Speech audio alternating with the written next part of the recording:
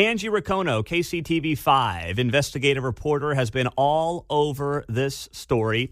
Angie, let's take a step back and talk about what the state auditor had to say yesterday and just how damning of indictment this is of Jackson County. Oh, I think this is big. We have so much to talk about.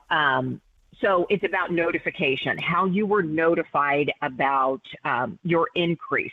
And he makes this point, and I think this is a big one, that you have different homeowners being treated differently, that at first you've got 50,000 notification letters that are prepared that gives these homeowners clear information about percentage of increases, information about an interior inspection, a link to dispute everything. And then they stop sending out these letters. And here's what the auditor writes, because the department officials felt it would have placed an excessive demand on department personnel and resources. So that's one of his big points, is just from the very beginning, how you were notified about your rights in this process if you go above 15%.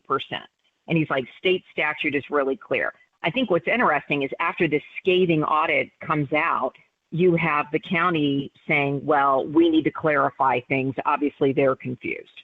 I mean, just immediately pushing back. And so I think that's what homeowners need to watch next. You know, what's going to happen, what's going to be the result, because it doesn't appear the county is admitting there's a problem here.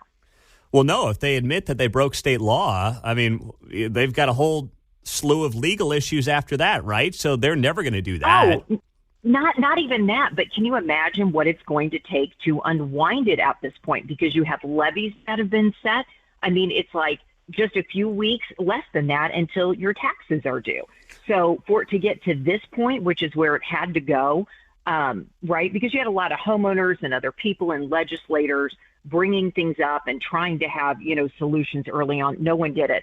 So now we're here, and the question is, what will legislators do? What will the BOE, the Board of Equalization, do? And if they don't, then what happens next? Remember, you have all of these lawsuits that are out there, and not just from like Lee Summit municipalities. You have a civil class action seeking class action status, and they had a hearing last week before the Missouri Supreme Court. You've got a lot of people watching what's taking place with this report, not just Jackson County. We know a copy of this was sent to the Missouri Attorney General. Mm-hmm. Yeah. No, you're right. That did happen. So what about the taxpayer who's got 12 days to pay their taxes? I mean, as damning as this report is from the state auditor, he's not saying you shouldn't pay your taxes. He's basically saying to what? Correct. Pay them under protest? Under protest. And we have a whole separate report on that, because someone's saying, hey, you should pay under protest. Okay, what does that mean? It's a bit of a complicated process. So we do have some clear information for people on how to do that. But I think this is something we have to keep flushing out, because for a lot of people, they don't just write a check to the county at the end and pay under protest. It's folded into their mortgage, right? Mm-hmm. And their mortgage company has already paid it. So what do you need to do? How do you alert your mortgage company? And then you have people that have already paid. What do you do now? I had one person email me yesterday. He's like, you're not going to believe this. I went and paid my taxes. I come home and now I see this story. He's like, what do I do next? So I think there's a lot of questions out there for homeowners that we still need to get them answers for. What do you do if you've already paid, or the example of the mortgage? This is just very complicated for a lot of people. And as Sean Smith was saying yesterday, no easy answers, but he really feels like something needs to be done. He's advocating for the BOE to cap it at 14.9%. So if you're in that class that got 15% or more, and that's a huge percentage of Jackson County, go ahead and just do it at 14.9%. And then if you were lower than that, you stay lower.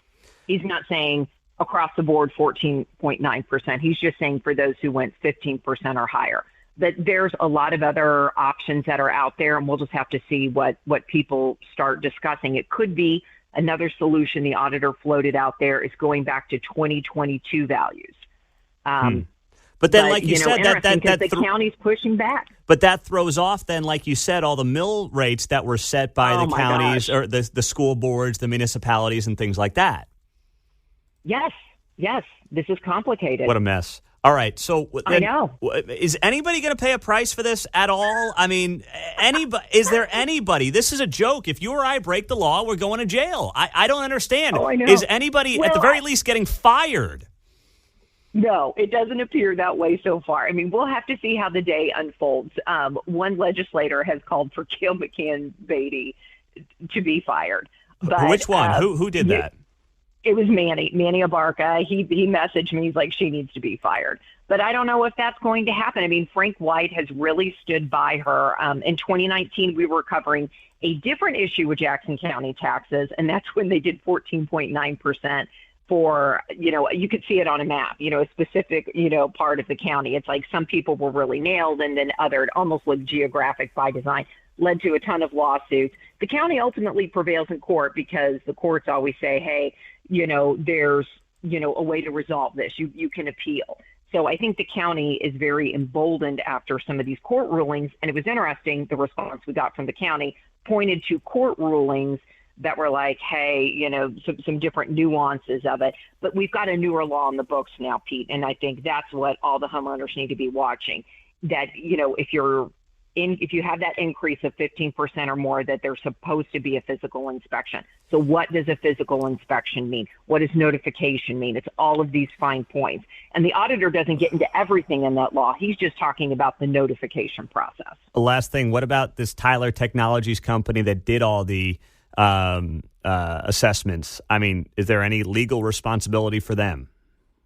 I think that will have to come from legislators. We all paid, right? Taxpayers, we all paid them millions of dollars for a competent assessment. And I think when you just take a step back and you just look at it, broadly, you've got 55,000 appeals on the books where people are complaining. You've got really big changes for some people. And then you have a question of what was done at the bottom of it.